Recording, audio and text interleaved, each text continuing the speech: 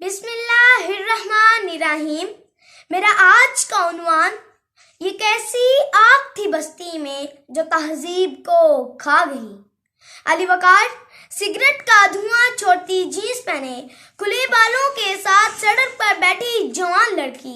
کسی کے انتظار میں اپنی والدہ کو فون پر ڈانٹتے ہوئے، میں بہت پریشان ہوں، مجھے فون مت کرنا، اور وہ بیچاری تہذیب و فکر کی ہماری ماں روتے ہوئے کانپتے ہاتھوں کے ساتھ فون رکھ دیتی ہے، اور جناب والا دوسری طرف ریشمی لباس میں ملبوس خوبصورت جوان کانوں میں بالیاں ڈالے دن کو لڑکیوں کی یونیورسٹیوں کے آگے اور رات کو نقاب ڈال کر بہنوں اور بچیوں کی عصمتوں کو تار تار کرنے میں مصروف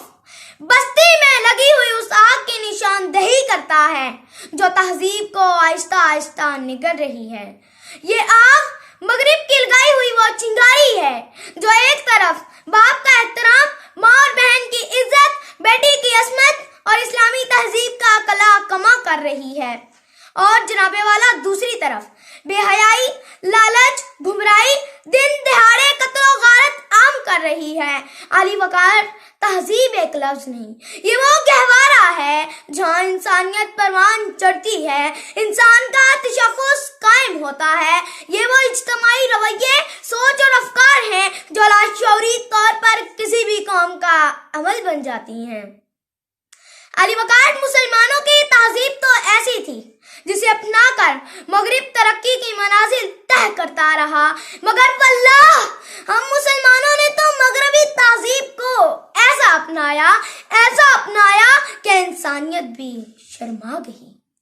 علی وقار ہم نے میرا جسم میری مرضی کہہ کر اپنی اسلامی تہذیب کا چکنا چور کر ڈالا۔ علی وقار میں جب اسلامی جمہوریہ پاکستان میں میڈیا خنگے بے لگام دیکھتی ہوں، یہود و نصارہ کا غلام دیکھتی ہوں، ان کے کھلے عام عریانیت کا پرچار دیکھتی ہوں، جب میں کشمیر، بوسنیا، چیچنیا کے مسلمانوں کا خون سرعام دیکھتی ہوں،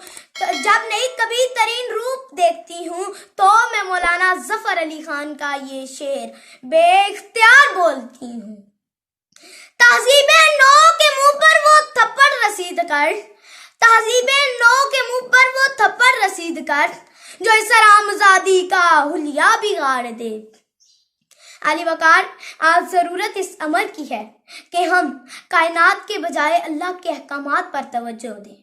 جسم و حسن کے بجائے روح انسانی پر توجہ دیں، حیات دنیاوی کے بجائے حیات اخروی پر توجہ دیں، ورنہ شاعر کے یہ الفاظ غلط نہیں ہوں گے: تمہاری تہذیب اپنے خنجر سے آپ ہی خودکشی کرے گی، تمہاری تہذیب اپنے خنجر سے آپ ہی خودکشی کرے گی، جو شاخیں نازک پہ آشیاں بنے گا نہ پائیدار ہوگا۔ شکریہ۔